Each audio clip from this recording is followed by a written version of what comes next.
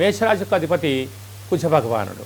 అలాగనే వీరికి 2వ స్థానంలో దేవగురు బృహస్పతి సంచారం చేయడము, మాఘమాసంలో విశేషతమైనటువంటి విద్యలో, ఉద్యోగంలో, వ్యాపార కార్యక్రమంలో అన్నింటా విజయం కలగడం కోసము భగవంతుడి యొక్క ఆశీస్సులు వీరికి నిండుగా ఉన్నాయి. మీ కృషి, పట్టుదల, ఆపై భగవంతుడి ఆశీస్సుల వలన సమాజంలో ఎనలేనటువంటి కీర్తి, ధనం, గృహం, ఐశ్వర్యం, బంగారు ఆభరణాలు అన్నీ కూడా మేషరాశి వారి సొంతం కాబోతున్నాయి. తృతీయంలో కుజుడు సంచారం చేయడం వలన తల్లిదండ్రులతో సఖ్యతగా ఉండడం, అన్నదమ్ములతో పార్ట్నర్షిప్ వ్యవహార కార్యక్రమంలో సఖ్యతగా ఉండడం వల్ల కుటుంబ బలం చేత వ్యాపారాలలో, సేవారంగ కార్యక్రమాల్లో అరుదైనటువంటి గౌరవం, ఆస్తిపాస్తులు మీ సొంతం కాబోతున్నాయి.